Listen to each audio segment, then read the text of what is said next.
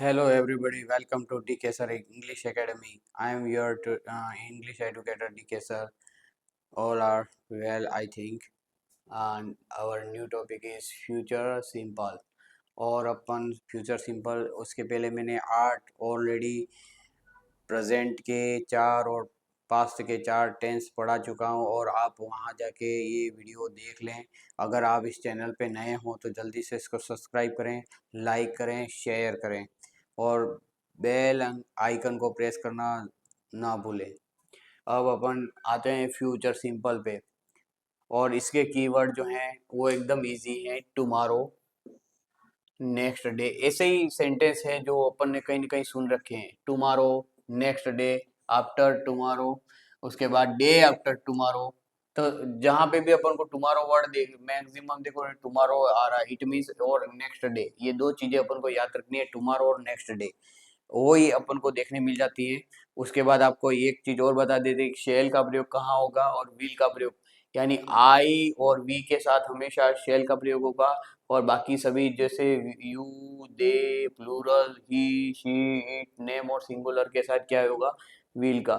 लेकिन एक यहाँ पे और चीज आपको समझना आवश्यक है, क्योंकि टेंथ और जो कंपटीशन एग्जाम होते हैं उसमें क्या होते हैं कि अब एक नया पैटर्न भी इसमें आता है कि अगर कोई काम फिक्स्ड है, यानी वो डेफिनेटली होने ही वाला है, तो वहाँ उसके भले वो वहाँ पे यू आई लगा हो या वी लगा हो, कुछ भी लगा हो, वहाँ पे विल का ही प्रयोग होगा।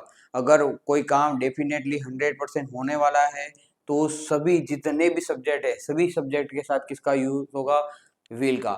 लेकिन अगर वो अपन को लग रहा है कि 19-20 है यानी काम होना संभव नहीं है, तो उस कंडीशन में भले I, we, you, they, plural, he, she, it कुछ भी आ जाए, अपन किसका प्रयोग करेंगे, शेल का प्रयोग। तो वाक्यों के ऊपर डिपेंड करता है कि अपन उसमें विल का प्रयोग करें या शेल। लेकिन अकॉर्डिंग टू फॉर्मूला या अकॉर्डिंग टू रूल्स, आई और वी के साथ क्या होता है, शेल का प्रयोग, और बाकी सभी के साथ क्या होता है, विल का प्रयोग। ये अपने 10th बोर्ड के हिसाब से ये ऐसा सिस्टम अपन को याद रखना है। बाकी कम्पिटिटिव एग्जाम के लिए मैंने ऑलरेडी बता दिया है कि जो काम फिक्स्ड है उसके साथ क्या लगेगा, विल, और जो अनफिक्स्ड है यानी कोई होना संभव है नहीं, ऐसी स्थिति में वहां पे क्या लगा देंगे, शेल। अब अपने फॉर्मूले पे आते हैं। सबसे पहले क्या आएगा, सब्जेक्ट, सब्जेक्ट के बाद आएगा विल शेल, और उसके बाद आएगी वर्ब की फर्स्ट फॉर्म, फिर क्या आएगा, ऑब्जेक्ट। फिर से कह रहा हूँ कि अपन को क्या करना है, फॉर्मूले से भटकना नहीं है। अगर अपने पास सबसे तोड़, हर क्वेश्चन के आंसर का तोड़ ये फॉर्मूला है, तो अपन सबसे पहले सब्जेक्ट आएगा, तो सब्जेक्ट अपने पास शी तैयार है। उसके बाद अपन को क्या करना है, विल और शेल का प्रयोग करना। और मैंने अभी आपको बताया कि विल शेल का प्रयोग कहाँ होता है, शी आया, इट मीन शी के साथ अपन किसका यूज करेंगे, विल का। तो अपना आंसर क्या बन जाएगा, शी विल।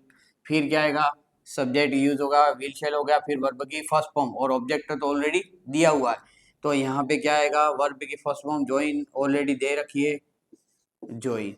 और एक दूसरी चीज, यहाँ पे बहुत सारे टेंस एक साथ आते हैं। अब ऐसे टेंस एक साथ आ रहे थे, उस समय अपन को क्या करना है, इस समय अपन को कीवर्ड देखना है।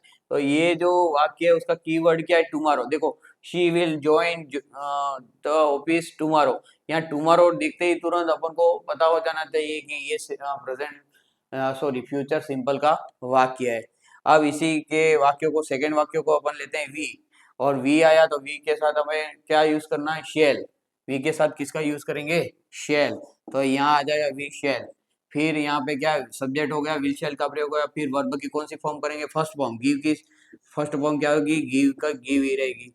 Precious gift next week. और अपन ने यहाँ पे विल का और शेल का प्रयोग क्यों किया, क्योंकि ये फ्यूचर सिंपल का वाक्य, और फ्यूचर सिंपल जो है उसमें यहाँ पे कैसे पता पड़ा, इस नेक्स्ट वीक जो ये की वर्ड है उससे अपन को पता पड़ा। नेक्स्ट क्वेश्चन है, Ram dash dash play football day after Monday. तो यहाँ पे क्या है कि राम के साथ किसका यूज होगा, विल या शेल का, तो राम के साथ किसका यूज होगा, विल का प्रयोग होगा। और विल के बाद अपन क्या करेंगे, वर्ब की फर्स्ट फॉर्म, तो प्ले की वर्ब फर्स्ट फॉर्म क्या होगी, प्ले की प्ले रहेगी। तो अपना आंसर क्या बन जाएगा, Ram will play football day after Monday. यानी यहाँ पे डे आफ्टर कुछ भी आ जाए, लेकिन वो अभी के समय की नहीं, आने वाले समय की बात कर रहा है, तो ये कोई भी पास्ट फ्यूचर वर्ड आ गया, इट मीन्स अपन को क्या करना है, वहां पे फ्यूचर सिंपल करना है। अब इसके अगर नेगेटिव बनाना है तो सबसे पहले क्या आएगा, सब्जेक्ट आएगा, फिर विल शेल आएगा, फिर नॉट आएगा, वर्ब की फर्स्ट फॉर्म में आएगी, फिर क्या आएगा, ऑब्जेक्ट आएगा। तो सबसे पहले क्या है, सब्जेक्ट आया, सब्जेक्ट क्या है, आई, आई के बाद क्या यूज करेंगे, व्हील और शेल। तो अपन आई के साथ क्या यूज करते हैं, तो शेल आ जाएगा, आई के साथ क्या आएगा, शेल। फिर क्या यूज करेंगे, नॉट, आई शेल नॉट। फिर वर्ब की फर्स्ट फॉर्म यानी ड्रिंक, तो अपना आंसर क्या बन जाएगा, I shall not drink tea after tomorrow. ये एक एक चीज अपन को देखनी है, समझनी है और नोट भी करनी है। और इसके मैं फिर से कह रहा हूँ, कल भी मैंने बताया था कि इन सभी के 10-10 एग्जाम्पल जो ऑलरेडी बोर्ड में आ चुके हैं वो क्वेश्चन अपन करेंगे सॉल्व आउट। इसलिए आप सभी क्या है, इस चैनल को बराबर रेगुलर बेसिस पे देखना। जैसे ही अपना ये टेंसेस पूरा कंप्लीट हो जाता है, सभी जो टेंसेस के 10-10 एग्जाम्पल अपन देखेंगे, यानी 12 जो टेंसेस है तो 120 एग्जाम्पल अपन देखेंगे। अब they just not go to school, यहाँ नॉट आ गया, इट मीन्स अपन को नेगेटिव का वाक्य बनाना है। और नेक्स्ट मंडे अपन को क्या बताता है कि ये फ्यूचर का वाक्य है। तो अब फॉर्मूले के अनुसार सबसे पहले सब्जेक्ट ऑलरेडी है, विल शेल का प्रयोग करेंगे, दे के साथ क्या होगा, शेल का प्रयोग नहीं होगा, विल का प्रयोग होगा। दे के साथ किसका प्रयोग होगा, विल का प्रयोग होगा। और दे के साथ विल का प्रयोग करने के बाद क्या करेंगे, फिर अपन नॉट का प्रयोग करेंगे, क्योंकि ये वाक्य क्या है, नेगेटिव। फॉर्मूले के अनुसार चलेंगे, सब्जेक्ट विल शेल, फिर ये नॉट, फिर वर्ब की फर्स्ट फॉर्म क्या है, गो, गो की क्या, गो ही रहेगी फॉर्म।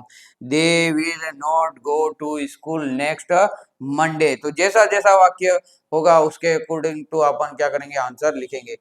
अब इसका इंट्रोगेटिव करते हैं, तो विल और शेल आगे आ जाते हैं, फिर सब्जेक्ट आता है, वर्ब की फर्स्ट फॉर्म आती है और फिर क्या आता है, ऑब्जेक्ट। अब यहाँ पे मोहन जो है किसी का नेम है, नेम आने पर अपन क्या कर रहे हैं, अब नेम आने पर अपन किसका यूज कर रहे हैं, विल का ही प्रयोग कर रहे हैं। तो अपने आंसर में सबसे पहले क्या आ जाएगा, विल, विल मोहन।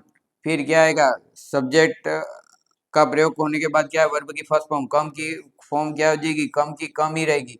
तो अपना आंसर क्या बन जाएगा, will Mohan come to my house next morning. तो इस टाइप से अपन ये जो टेंस है उसको क्लियर करेंगे। एक भी ऐसी चीज नहीं रहेगी जो आपको नहीं समझ में आएगी।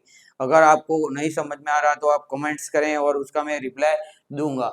लेकिन अपन को ये पूरे टेंस फिनिश हो उसके पहले अपन को क्या याद होने चाहिए, सभी जो टेंसेस हैं उसके ये कीवर्ड याद होने चाहिए। और एक दूसरा आपको बता दूं कि ये जो फ्यूचर है उसके फ्यूचर के जो कीवर्ड मैंने यहाँ पे लिखे हैं वही जो फ्यूचर सिंपल, कंटिन्यूस, परफेक्ट, सभी में यही कीवर्ड काम में आएंगे।